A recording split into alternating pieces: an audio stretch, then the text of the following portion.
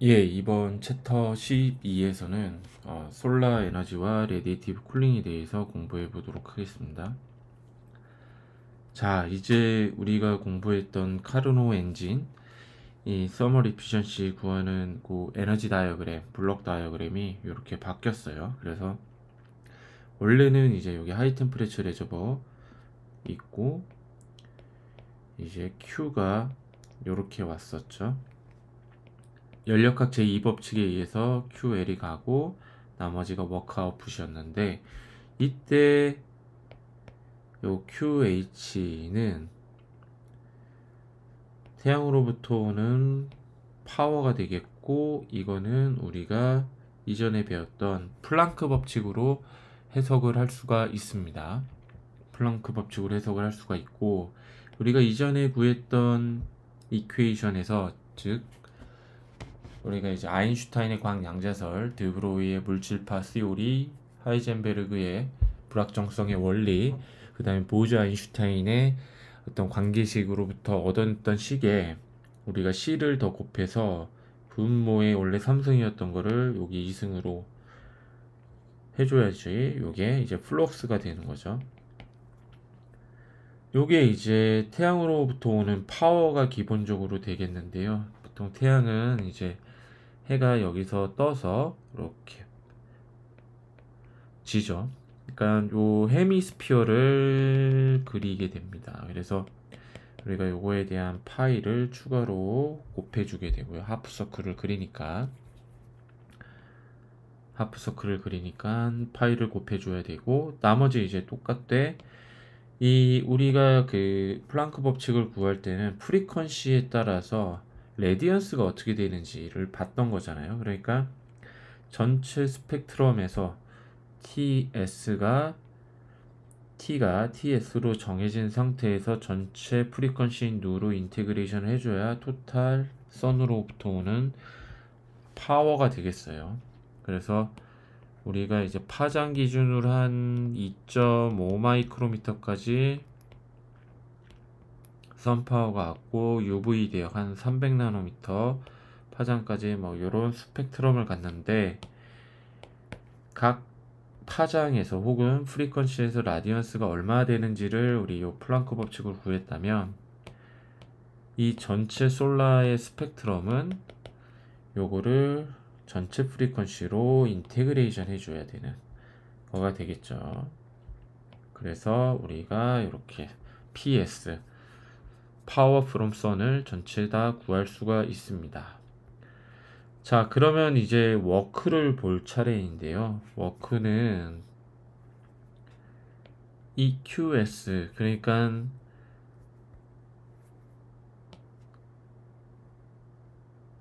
밴드갭 이상의 파장을 갖는 포톤의 수, 이렇게 볼 수가 있습니다. 이 솔라셀을 예로 든다면, 솔라셀은 기본적으로 반도체이기 때문에 이 파장에서 혹은 프리퀀시에서 밴드갭 이상의 프리퀀시만 빛을 흡수할 수가 있어요. 그래서 밴드갭 이상의 프리퀀시를 갖는 포톤의 수, 이렇게 보면 되고, H 누를 해줘야지 포톤의 에너지가 되죠.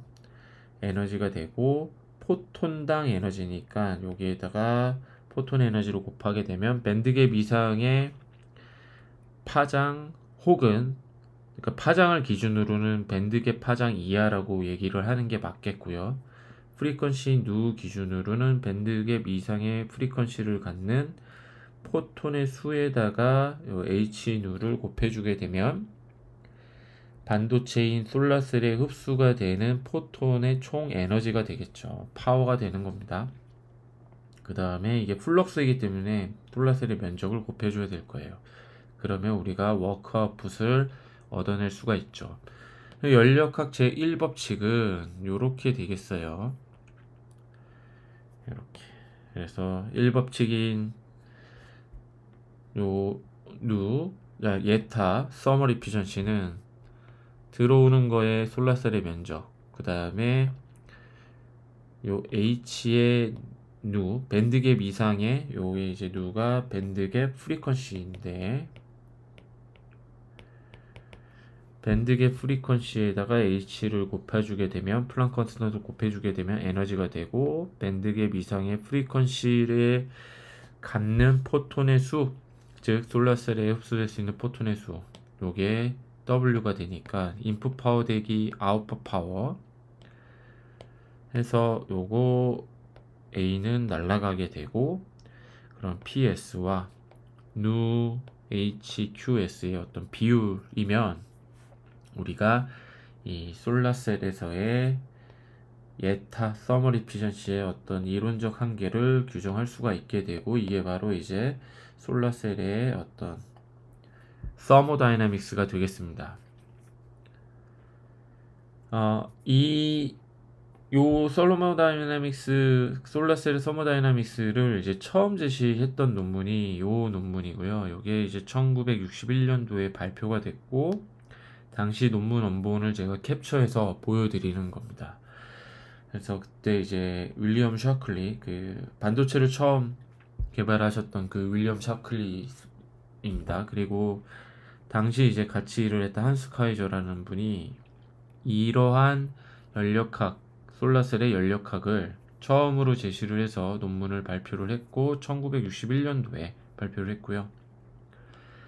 물론 이제 이 이후에 그 UC 버클리 학부생이었던 로버트 러스라는 분이 1969년인가 이때쯤에 지금 쓰고 있는 샤클리 카이저 리밋, 즉 태양전지의 연력학 모델을 한 번 더 개량을 해서 현재 널리 쓰이는 폼으로 발전을 시킵니다. 그렇긴 한데 요때 요 논문에 나와 있는 내용만으로도 우리가 연력학의 그 솔라셀의 태양전지의 연력학적 이해에 필요한 모든 지식을 다 알 수가 있어요. 그리고 이게 이제 태양전지를 연력학적으로 이해할 수 있는 첫 논문이라서 솔라셀의 연력학적인 한계 규정, 요거를 이 두 분의 이름을 따서 SQ 리밋 요렇게 부르기도 합니다.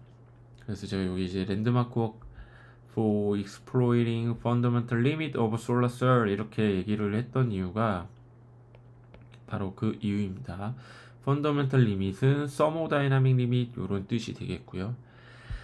논문의 그 제목을 보면 detailed balance limit of efficiency of the PN junction solar cell 이렇게 돼 있죠. 지금 요 초록색으로 제가 마킹한 요 부분이 이제 핵심 키워드가 되겠어요. 이 디테일드 밸런스라는 거는 인풋과 아웃풋의 어떤 밸런스 요런 뜻을 이제 요거를 지칭할 때 물리학에서 널리 쓰입니다. 그래서 이제 디테일드 밸런스 하면은 뭔가 용어에서 추상적으로 느껴져서 어렵게 다가가실 수 있는데요. 뭐 별다른 게 아니라 우리 전 페이지에서 봤던 것처럼 들어오는 것과 나가는 거의 어떤 밸런스 그냥 이렇게만 이해하셔도 충분합니다. 당시 이제 요 논문의 초록이 이렇게 되고요. 이 초록에 이 논문에 대한 어떤 전체적인 갈무리가 잘 되어 있어요. 그래서 이 솔라셀의 서머다이나믹 한계를 알아보기 위해서 어떠한 가정들을 했고, 그로부터 계산을 어떻게 했더니 몇 퍼센트 정도의 이론적 한계 효율이 나올 거다라고 이제 이 초록에 잘 정리를 해뒀고요. 실제로 이 이론이 벌써 한 60년이 넘었는데 60년 동안 이제 사람들이 알게 된 거는 이때 제시되었던 SQ 리밋이 정말 실제적인 솔라셀도 잘 설명을 한다라는 걸 알게 됐습니다. 내용을 하나하나 보죠. 자, 처음에 이제 PN 정션을 갖고 있는 실리콘 솔라셀이 이렇게 있는 걸 가정을 했고요. 이 N타입, P타입 요 논문 제목에도 있는데 PN 정션이라는 거는 이게 이제 어떤 전자소자에서 전극의 어떤 셀렉티브 컨택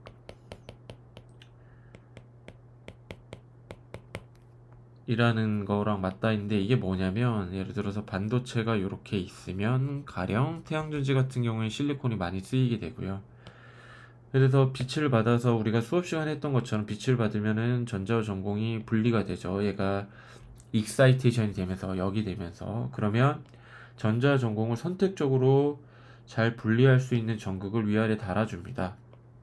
그러니까 뭐 예를 들어서 한쪽은 요거랑 친하고 한쪽은 요 홀이랑 친한, 그래서 되게 이제 전자랑 친한 거를 N타입이라고 얘기를 하고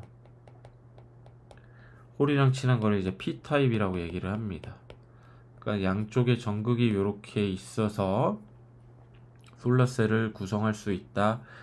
여기가 된 전자 그리고 남 전공을 잘 선택적으로 받아들여서 워크를 잘 낼 수 있다. 이렇게 보시면 됩니다.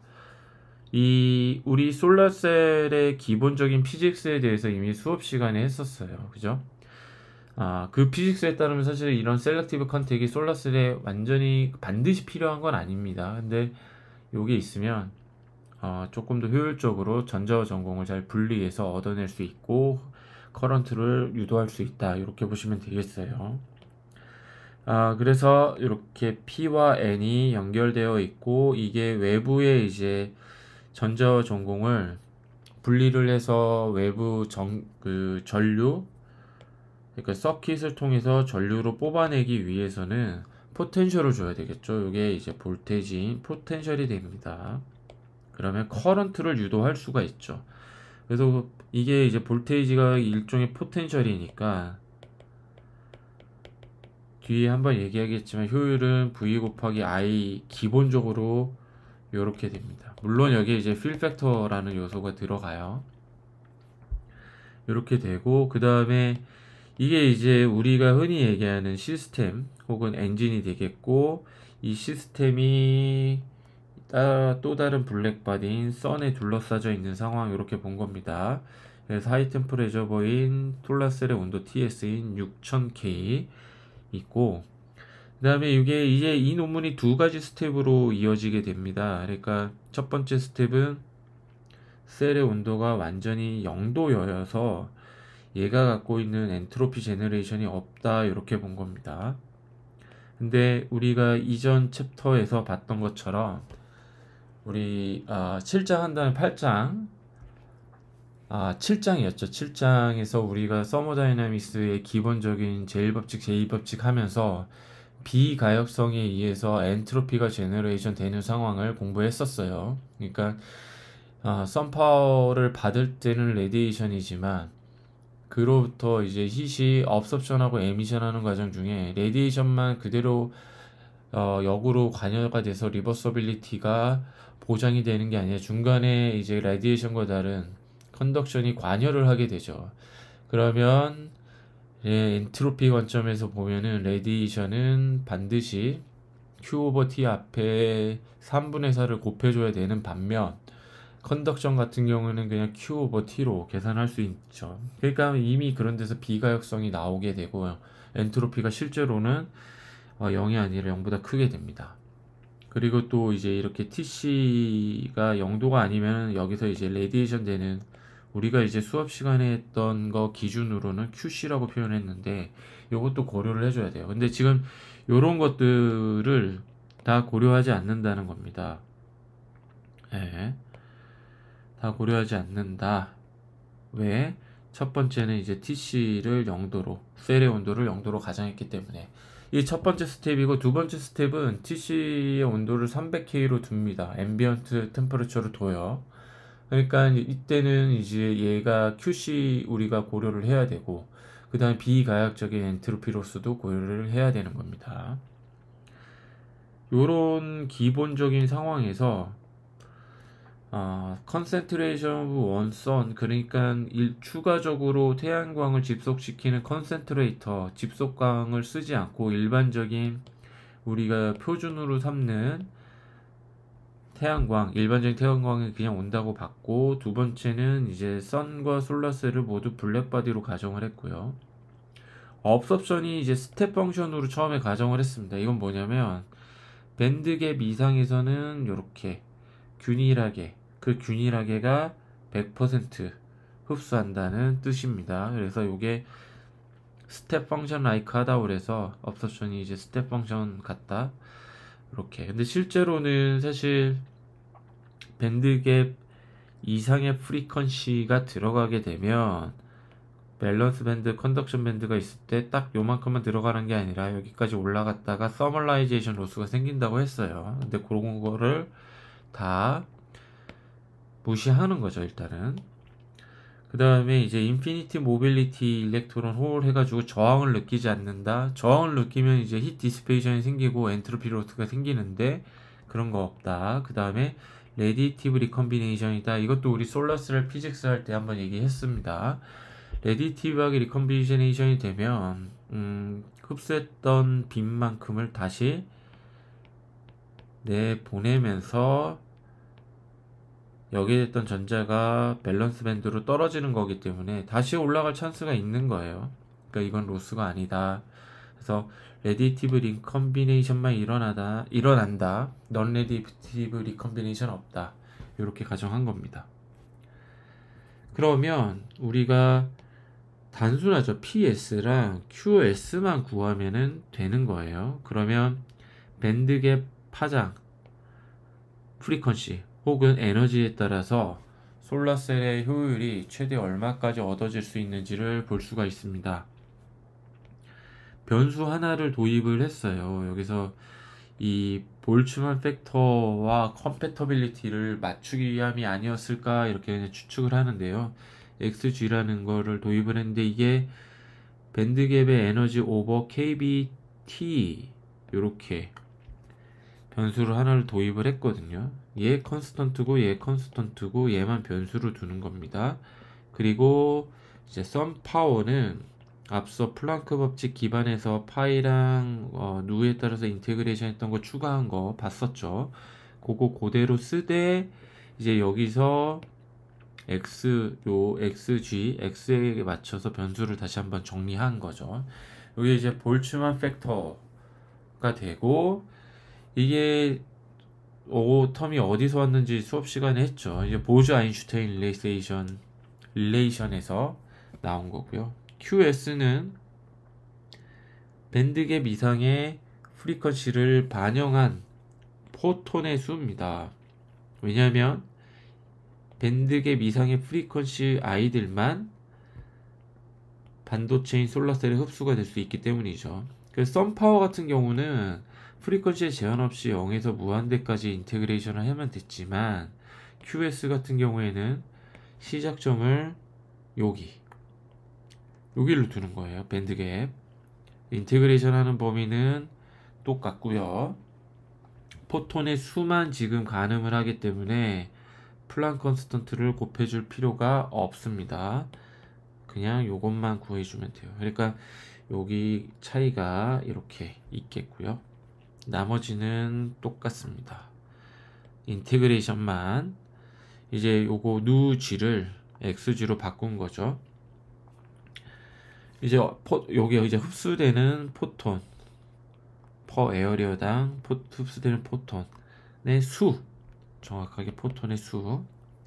그래서 포톤의 에너지 파워는 여기다 플랑크 컨스턴트를 곱해주면 되겠어요. 예. 그러면 요거를 구한 거고 PS는 여기서 구했고요. 그죠? 그러면 우리가 예타를 밴드갭 에너지에 따라서 밴드갭 프리퀀시에 따라서 태양전지 반도체의 밴드갭 프리퀀시에 대해서 구해볼 수가 있는 겁니다. 이건 사실 얘 다 구한 다음에 이 값을 바꿔가면서 뭐 노이즈에 따라서 뭐 플라팅 점들을 이렇게 찍어가면서 그래프를 그려볼 수도 있는데요. 요거를 이제 파이썬을 만약에 하실 수 있으면 수치 해석을 통해서 조금 더 쉽게 할 수가 있고, 제가 요거는 재현 영상을 올려놨습니다. 그래서 파이썬을 한 번도 안 해보신 분이라도 제가 한 줄 한 줄 직접 라이브로 치는 거를 그대로 캡처를 해서 올려놨으니까 따라 해보실 수가 있고요. 요거는 파이썬에서 어떤 변수 정리하는 거랑 적분식 다룰 수 있는 그것만 할 줄 알면 되는 거라서 한 번도 안 해보신 분들도 따라서 해보실 수 있다고 생각을 합니다. 요거가 이제 해보면 그대로 샤클리 카이저 논문에 있는 요 왼쪽 그림이 재현이 되고요.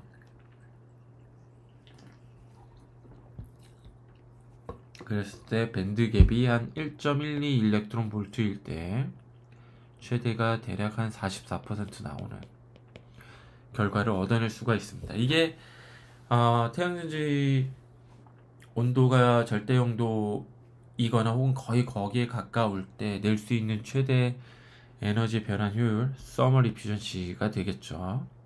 여기 이제 파워 컨버전 이피션시라고 표시를 해놨는데 이게 이렇게 예타라고 보시면 되겠어요. 이게 뭐 대략 이제 실리콘 혹은 갈륨 아세나이드가 갖고 있는 그런 반도체들이 갖고 있는 밴드갭과 완전히 똑같지는 않지만 어느 정도 비슷합니다. 그래서 실제로 실리콘이 가장 널리 이제 태양전지 반도체로 쓰이는데 갈륨 아세나이드가 더 좋기는 합니다. 밴드갭 적으로도 그렇고 빛도 더 많이 흡수하고, 다만 얘가 이제 너무 비싸기 때문에 상용화는 실리콘으로 주로 된 거고요. 좋습니다. 근데 이제 앞서서 얘기한 것처럼 여기가 이제 엔트로피 로스가 없는 거를 가정을 했고, 물론 이제 우주에서 태양전지를 러닝할 때 우주는 이제 3K라서 이와 유사한 어떤 효율을 얻어낼 수 있겠죠. 실제 갈륨 아세나이드 단일 정션 셀 같은 경우에는 이 샤클리 카이저 리밋에 거의 가까운 효율이 지금은 구현이 되고 있거든요. 그러니까 이거를 우주에 보내서 3K에서 오퍼레이션 할 때는 이게 잘 맞지만 우리 지구 위에서 앰비언트 상황인 300K에서 다룬다고 할 때는 맞지 않겠죠. 그러니까 이거에 대한 어떤 고려가 필요합니다. 그래서 이제 그 두 번째 스텝, 아까 이제 두 가지 스텝으로 이 논문이 구성이 됐다고 그랬는데, 두 번째 스텝을 보게 되면요, 현실에서 쓰이는 태양전지와 가깝게 이렇게 플래너한 어떤 셀 아키텍처를 이제 가정을 했고요. 이때 TC는 넌지로입니다. 300K로 두면 될 것 같고요. 그래서 요게 이제 태양이 떠서 이렇게 지는 요 방구 그리면서 가는 거를 생각을 하시면 되고, 요게 이제 아까 마찬가지로 외부에서 볼테이지를 줘서 익사이테이션 된 일렉트론을 요렇게 이동을 시키는 커런트가 파생이 되는, 그래서 VR 이런 파워고, 이게 뒤에 설명드리겠지만 필팩터라는 거를 또 곱해주긴 해야 됩니다. 그 다음에 리얼리스틱하게 저항 같은 non 라디에이티브한 어떤 로스 혹은 프릭션 혹은 뭐 기타 엔트로피 로스 요소도 반영을 했고요. 선의 온도는 앞서와 똑같이 TS는 6000K를 가정을 했고, 그 다음에 요게 이제 해가 떠서 지는 요 상황, 어떤 그런 기하학적인 요소도 저희가 고려를 하고요. 근데 요거는 우리가 깊게 다루지는 않을 겁니다. 어떤 요 각도 세타. 근데 요런 기하학적 요소는 우리 수업에서는 다루지 않을 거고요. 우리는 앞서 얘기한 것처럼 TC의 온도가 이제 넌 제로이기 때문에 어떤 요런 비가역적인 엔트로피 제너레이션이 되고, 또 여기 QC, 왜냐면 얘가 TC를 갖게 되고 솔라셀도 블랙바디로 우리가 가정을 했기 때문에 이런 에너지 로스까지 고려를 해가지고, 이런 상황에서는 이런 아이디얼한 상황, 0K일 때의 아이디얼한 상황 대비해서 어떻게 효율 감소가 일어나는지를 한번 볼 겁니다. 그래서 앰비언트 템퍼레처 셀이 이제 피할 수가 없고, 따라서 엔트로피 로스를 무시할 수 없다. 이 문제를 이제 샤클리가 어떻게 바라봤냐면요, 우리가 이제 앞서서 블랙바디 리밋, 그러니까 카르노 리밋에서 우리가 블랙바디 리밋으로 넘어갔었죠. 7장 할 때 보면. 그랬을 때 최대 효율을 우리가 얻어내기 위해서는 여전히 이제 요거를 시스템을 카르노 엔진으로 보되 앞에 에미터와 observer를 추가로 둬서 요렇게 변경된 셀 아키텍처로 봐야 되더라. 여기가 이제 선에서 오는 observer면 여기가 에미터 되는 거고, 이거의 물리적인 함의는 그거였어요. 여기서 오는 라디에이션을 흡수를 해가지고 방출을 하는 거죠. 그래서 이 둘 사이에는 열적 평형 상태가 있게 되고, 그게 이제 블랙바디 리밋의 서머 리피전시에서의 첫 번째 나오는 텀이었어요. 두 번째 나오는 텀, 요 커플링된 두 번째 나오는 텀은 여기서 파워를 받아서 얼마간 QL로 보내고 나머지 워크하는 전형적인 이제 카르노 이피션시를 곱해주게 됐던 거죠. 샤클리가 이 셀의 온도가 0도가 아닌 상황을 요거를 변형해서 이렇게 봤던 거예요. 그러니까 가운데 카르노 엔진으로 볼 수 있는 포로볼테익스 태양전지를 가운데 두고 이게 TC라는 어떤 블랙바디라에 둘러싸져 있는 걸로 이렇게 보는 겁니다.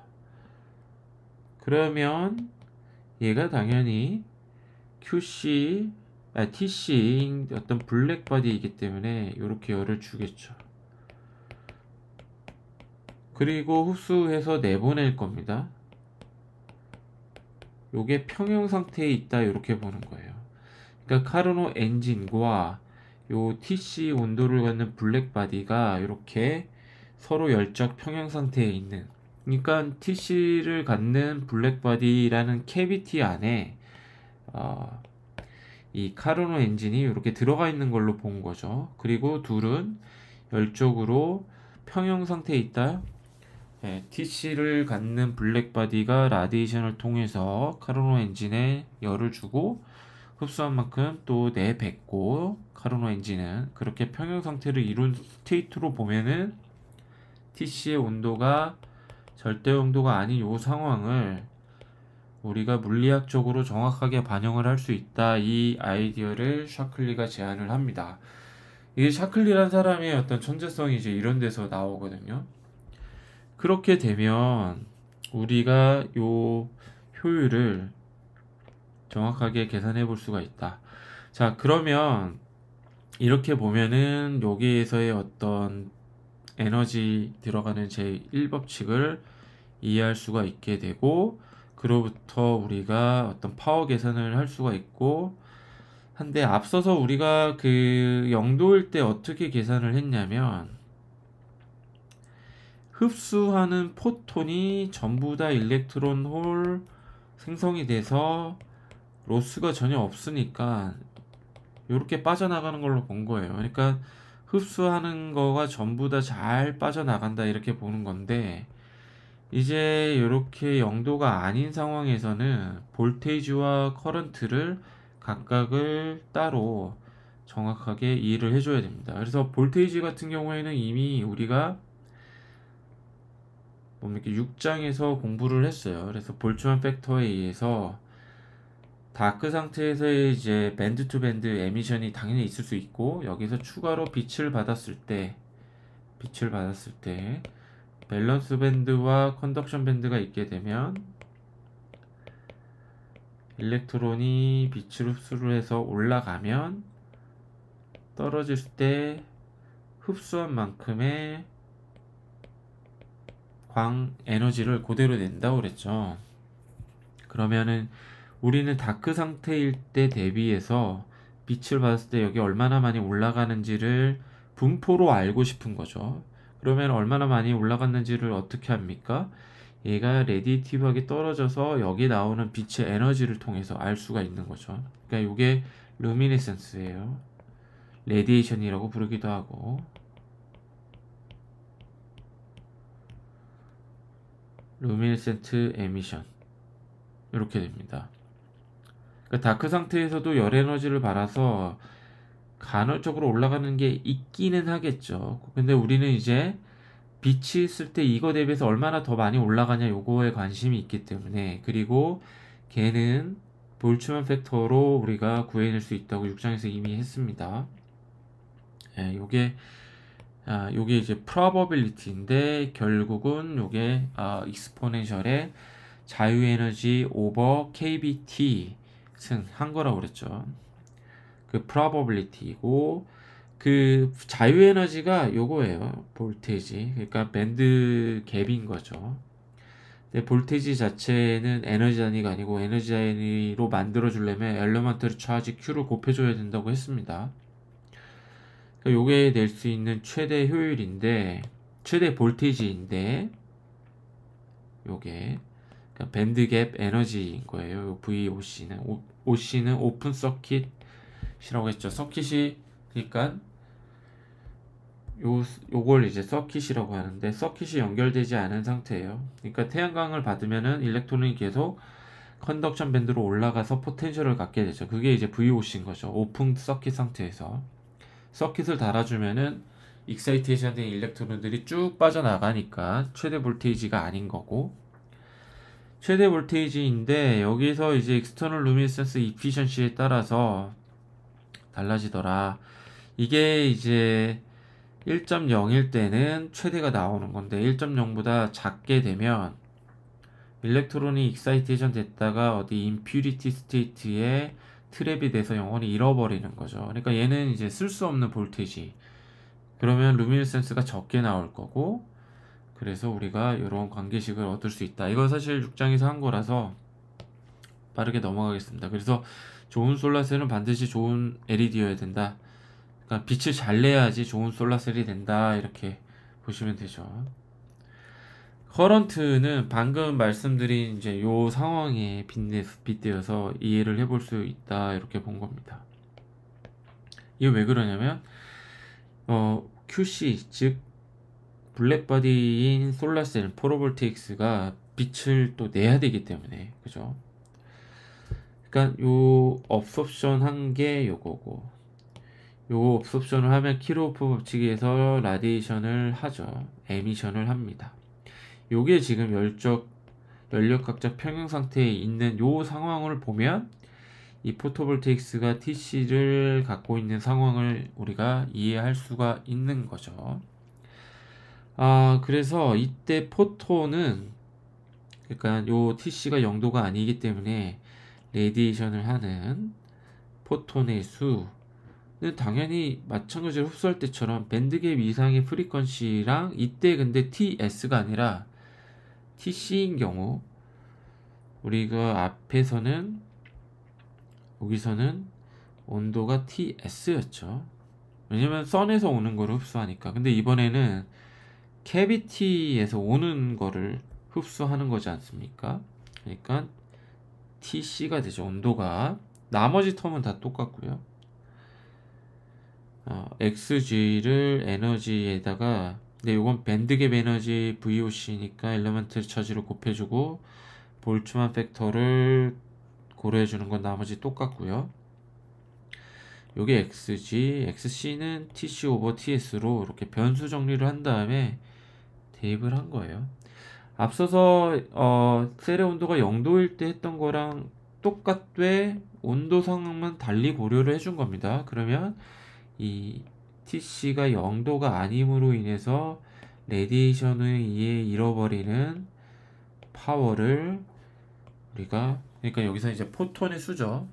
요거를 정확하게 고려를 해줄 수가 있습니다. 그리고 방금 전에 이제 레디티브 리컴비네이션을 통해서 볼테이지를 가늠할 수 있는 거에 대한 밴드 설명은 했고, 요거는 6장에서 이미 했던 거니까 넘어갈게요.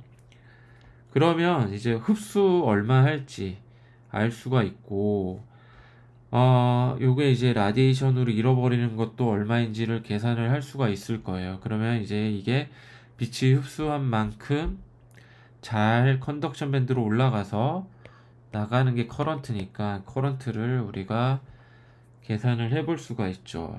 자, 일렉트론과 홀이 생성되는 페어가, 요 일렉트론 홀 페어가 생성되는 레이스를 어떻게 볼 수 있냐. 자, 블랙바디가 선인 경우에 여기서부터 오는 거를 흡수를 해서, 근데 밴드갭 이상의 흡수를 하는 거고, 밴드갭 이상의 프리퀀시에서 흡수를 하는 거고, 그거 이제 포톤의 개수, 그리고 얘는 셀의 면적. 하면 우리 이제 VG부터 여기 누G부터 무한대까지 인테그레이션을 하면 되고요. 이건 플랑크 법칙이고 앞서 했던 거랑 똑같고 포톤의 개수니까 뭐 플랑크 컨스턴트는 곱해주지 않았고요. 그래서 정리를 하면은 다음과 같습니다. 이때 xg 요 변수를 도입을 하다 보니까 요 앞에 개수 부분이 조금 변형이 된 거고요. 이게 이제 태양으로부터 빛을 흡수를 해가지고 홀과 일렉트론을 생성했던 거에 대한 거고, 그 다음에 우리가 또 뭐를 고려를 해줘야 되냐면, 그러니까 여기에서 해가 이렇게 떠가지고 질 때 요거를 흡수를 해가지고 흡수하면은 이제 일렉트론과 홀을 생성을 하니까 이게 이제 커런트와 직접 연관이 되는데, 여기서 TC가 0도가 아니기 때문에 라디에이션을 하겠죠. 이게 QC. 근데 흡수를 할 때, 즉 태양광으로부터 오는 QS를 고려할 때는 이 태양전지 한쪽 면으로만 흡수를 하겠죠, 빛이. 윗면에. 근데 QC로 라디에이션 할 때는 투 사이드에서 할 거예요. 여기 둘 다. 그래서 QC에는 QC 고려할 때는 앞에 2를 곱해줘야 됩니다. 2를 곱해줘야 되고, 나머지 똑같대 셀의 온도, 템퍼레처를 셀의 온도인 TC로 바꿔줘야 되고요. 그 다음에 이제 XC 우리 여기서 설정한 거를 바탕으로 변수 정리를 추가로 해준 거를 그대로 넣어주면 돼요. 그래서 볼테이지가 없을 때, 즉 오픈 서킷 상태이죠. 마치 VOC로 지칭했던 것처럼 그때 레디티브 리컨비네이션이 되는 레이스는 그대로 이렇게 될 겁니다.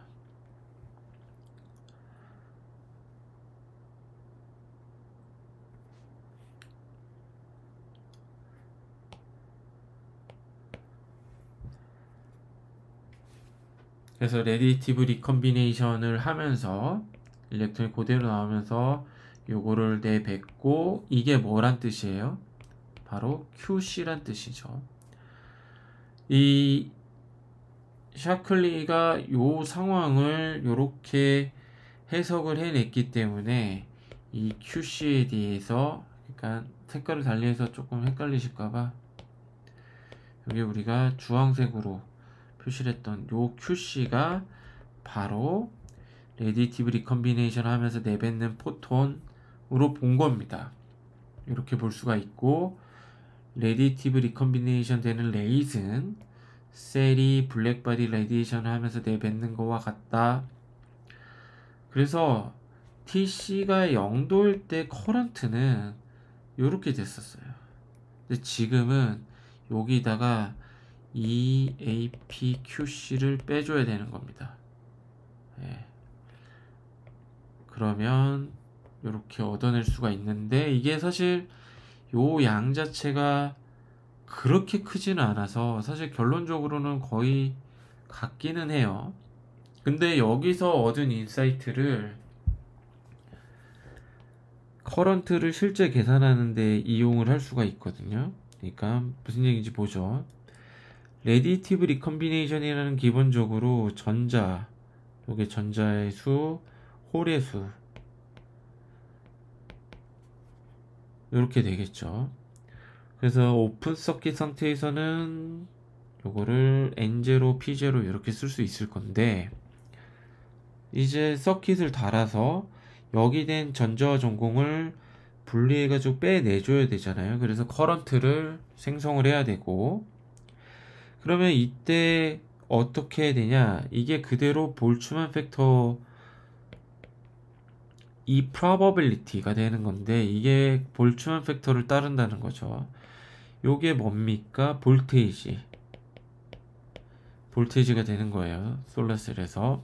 그래서 자유에너지가 주어졌을 때 넌라디에이티브하게 레디에이션 하는 것, 즉 이때는 넌라디에이티브 아닌데 라디에이티브하게 레디에이션 하는 거는 여기 된 전자가 이제는 빠져나가니까 얘네들의 수가 줄어들어서 감소하겠죠. 이 감소하는 게 볼츠만 팩터에 비례하게 된다라는 겁니다. 왜? 볼테이지가 이제는 주어지게 되니까 자유에너지가 주어졌을 때 요거에서 이제 전자가 이제 밖으로 빠져나가 줘야 되는데 이거에 대한 probability를 따져줘야 되니까 볼츠만 팩터를 곱해주는 거예요.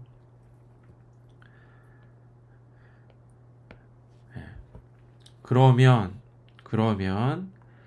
여기에서 요거를 빼준 게 다크 세츄레이션 커런트라고 해가지고 빛을 이제 그 조사를 해줬을 때 볼테이지를 막 가하는 시점에서 원래 여기가 됐던 전자의 양에서 얼마만큼이 빠져나가는지 이렇게 계산을 할 수 있다는 뜻이 됩니다. 빠져나가는 양이 되는 거예요. 그래서 처음에 이제 보통 솔라셀을 어떻게 캐릭터라이제이션을 하냐면요. 이렇게 볼테이지가 있으면 볼테이지를 걸어주기 전에, 그러니까 바스켓 모델로 우리가 솔라셀을 이해를 했었는데 바스켓 안에 물이 제일 많이 채워져 있을 때, 그리고 걔가 커런트로 다 나갈 수 있는 거죠. 그 양에서 외부에서 볼테이지를 가해줌으로써 서서히 전자량이 이렇게 줄겠죠. 이렇게.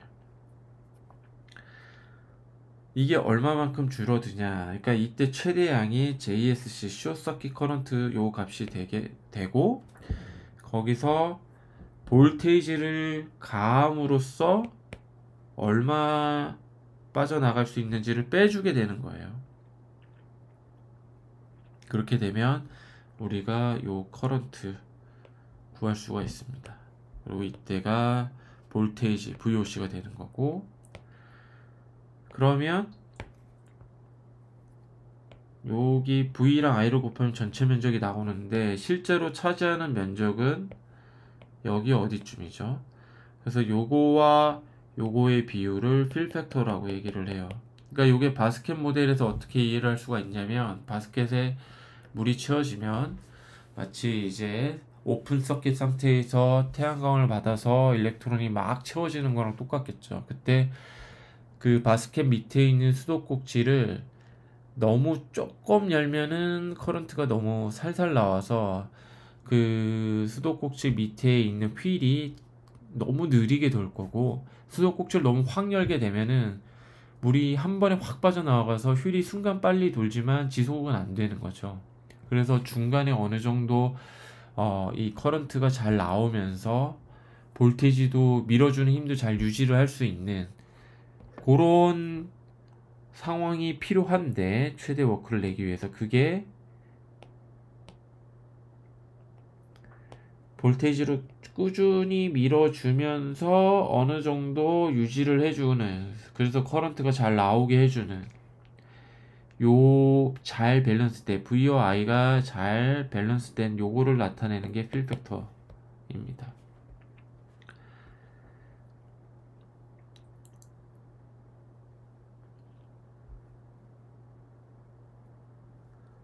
그래서 실제로 솔라셀을 캐릭터라이제이션 해보면 요런 관계를 가져요. 여기가 커런트, 볼테이지 해서 요게 끝까지 잘 여기까지 와서 이렇게 떨어질수록 필 팩터가 커지는. 예. 그래서 요거를 반영을 해서 커런트를 이렇게 구하고요. 그러면은 요런 플라팅을 할 수가 있습니다. 이론적으로. 그 다음에 볼테이지는 요렇게 구했었죠. 그리고 요거를 통해서 이제 커런트 플롯을 요렇게 구하면 우리가 필 팩터를 구할 수도 있고,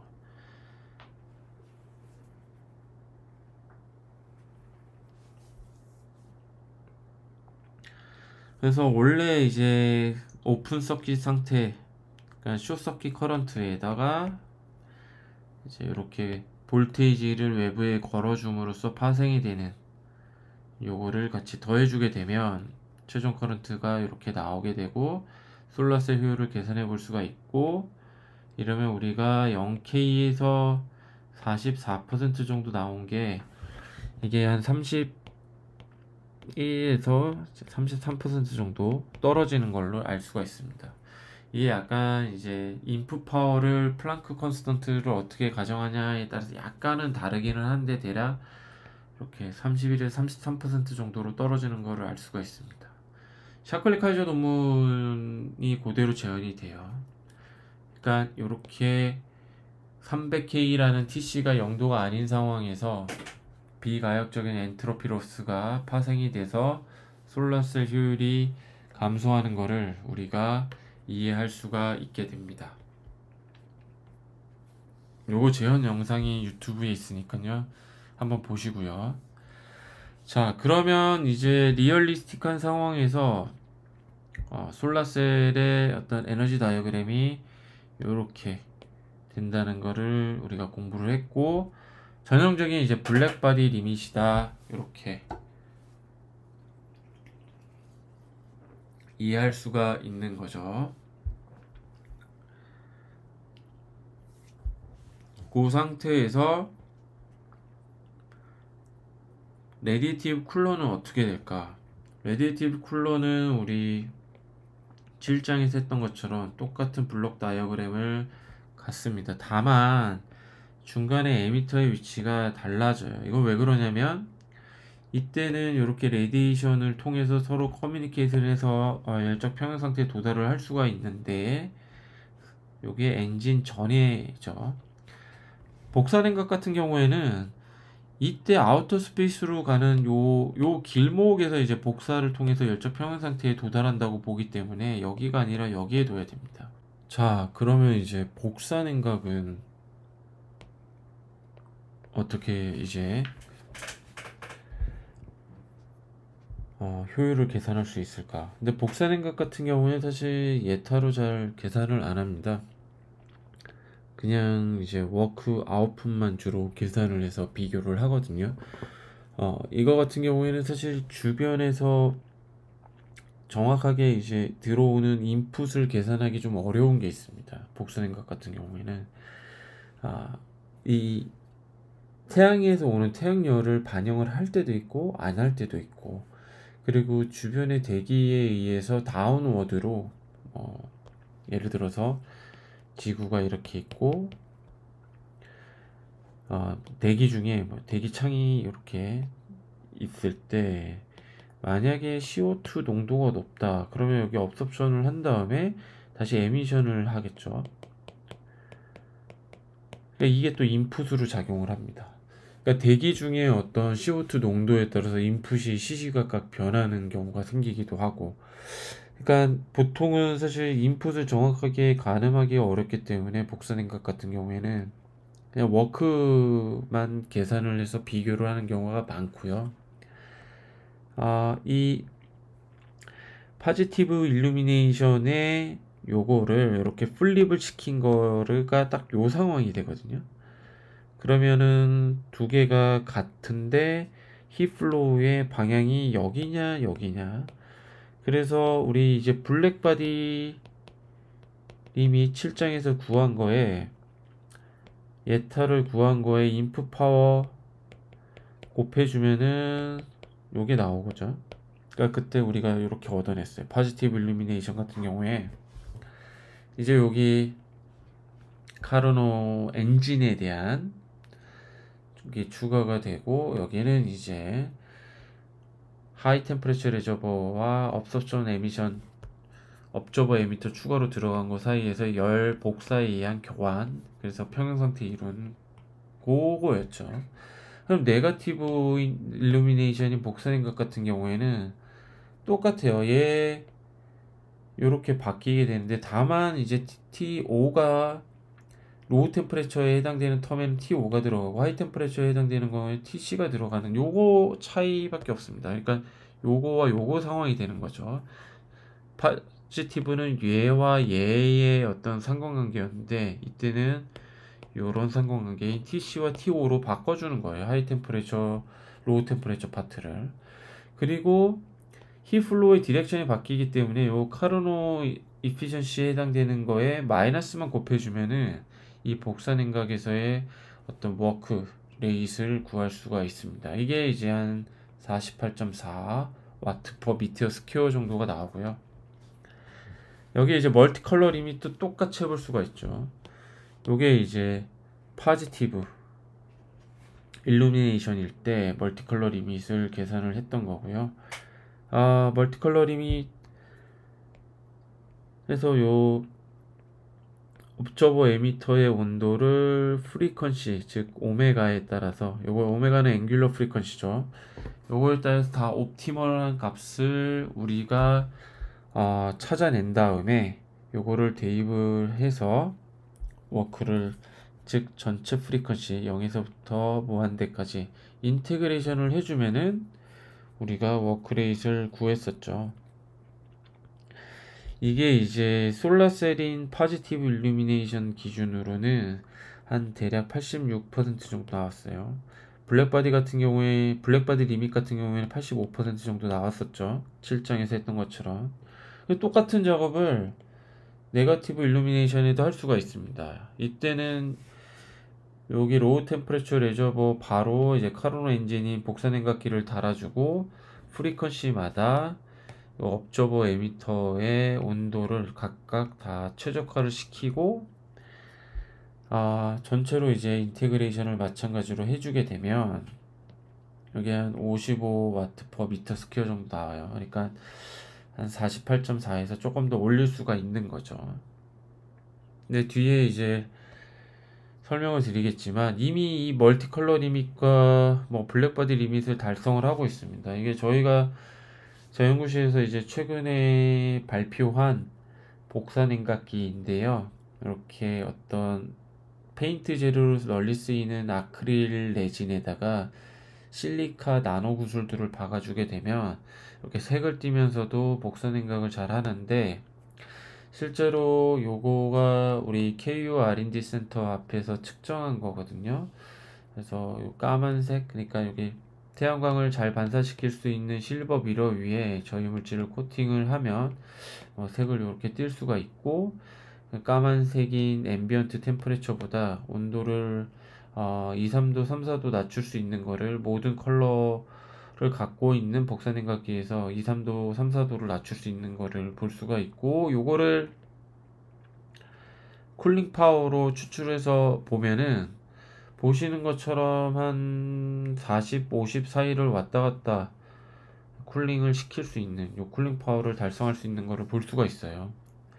실리콘처럼 이제 태양광을 흡수하는 것 같은 경우에는 태양광을 실리콘이 먹기 때문에 온도가 대낮에 한 6, 70도 올라갑니다. 근데 이거를 한 10도 이상 낮출 수가 있게 되고, 이 경우에 이제 쿨링 파워가 100mW가 넘어가는 100와트 퍼 미터 스퀘어가 넘어가는 걸 보실 수가 있죠. 이건 사실 앰비언트는 아니니까, 앰비언트를 기준으로 하면은 이미 뭐 멀티컬러 리밋과 블랙바디 리밋을 잘 달성하고 있는 걸 볼 수가 있고요. 되게 이제 쿨링하고자 하는 타겟 기판의 온도가 높아지면 뭐 쿨링 파워는 더 높게 추출은 됩니다. 근데 이거는 이제 상온은 아니니까, 상온 쿨링 기준으로 했을 때는 이미 멀티컬러 리밋이 잘 나온다는 거죠. 이거는 왜 그러냐면 솔라셀과 다르게 굉장히 넓은 파장 대역, 즉 한 7에서 15 마이크로미터 대역의 빛을 이미 너무 넓은 대역의 빛을 잘 흡수를 하기 때문에 그래요.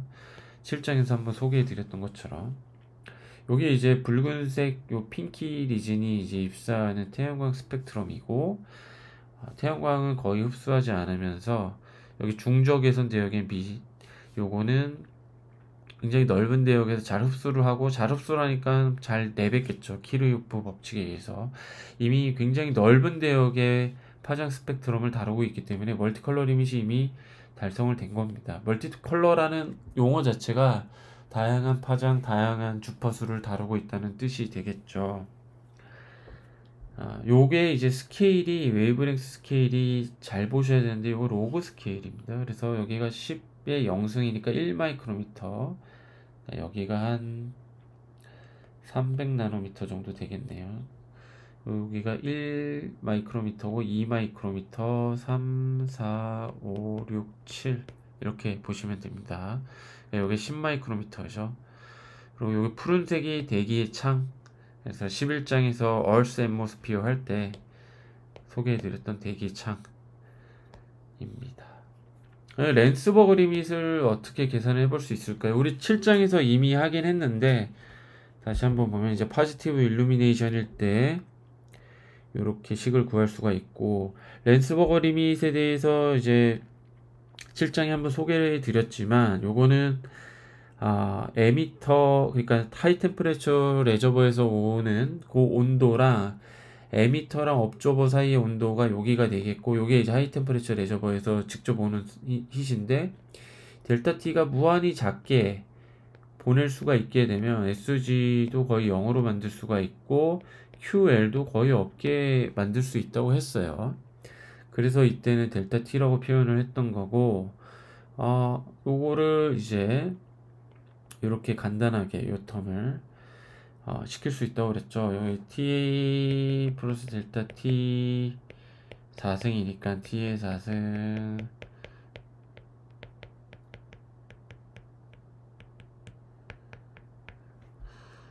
T 델타 T의 3승 델타 T의 4승 이렇게 했는데,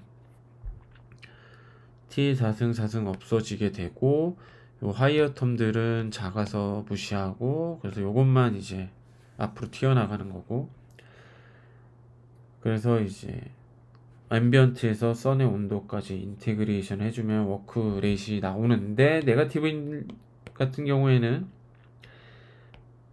그냥 힙플로우의 방향만 반대니까 곱하기 마이너스를 해주게 되는 거죠. 그리고 온도 인테그레이션의 범위는 이제 아우터 스페이스인 3K부터 앰비언트인 300K 혹은 뭐 다른 실제 앰비언트 온도 TA를 넣어주면 되고요. 그러면 요 랜스버그 리밋, 즉 레디티브 쿨링에 대한 랜스버그 리밋이 이렇게 나오게 됩니다. 이거 계산해 보면 요거 다 컨스턴트니까 온도 넣고 계산을 해보게 되면 대략 한 150W per 미터 스퀘어가 나와요. 그러니까 굉장히 크게 점프를 하죠. 랜스버그 리밋 같은 경우에 이제 그 우리가 7장에서 소개했던 포지티브 일루미네이션의 반대라고 보시면 되고요. 그래서 여기서 이렇게 가는데 일로 갈수록 델타 T만큼, 델타 T 아주 작게 온도를 높여 보내주는 겁니다. 이렇게 히 서큘레이터, 요거 키르요프 법칙을 깰 수 있는 서큘레이터를 달아주게 되고, 여기서 보내주고 가는데 여기로 보내주는, 이렇게 포지티브 일루미네이션의 반대가 되면 된다고 그랬어요. 그래서 서큘레이터를 많이 달아주면 많이 달아줄수록 여기가 한 55 멀티컬러 리밋인 55W per 미터 스퀘어인데, 서큘레이터를 달아주면 달아줄수록 쭉 올라가서 이게 한 150 정도 나옵니다.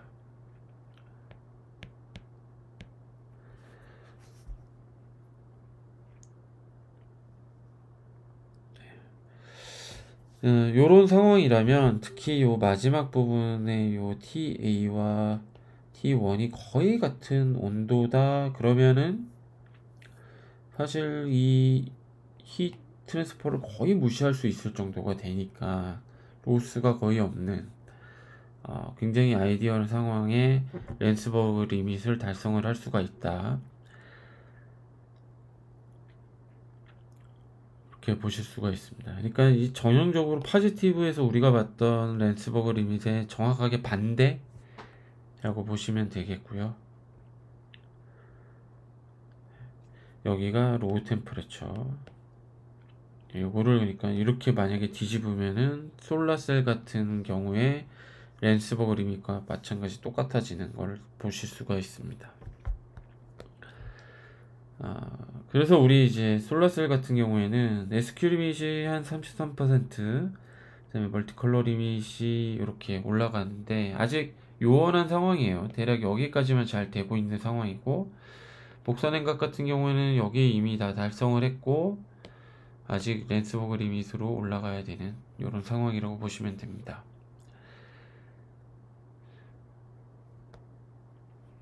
마지막으로 이제 이 복사냉각 기술이 향후 어떻게 발전되면 좋을지 이 UCLA의 아슈어스 라만 교수님이 그 컬럼비아 대학교의 남팡유 교수님하고 같이 쓴 글이 있습니다.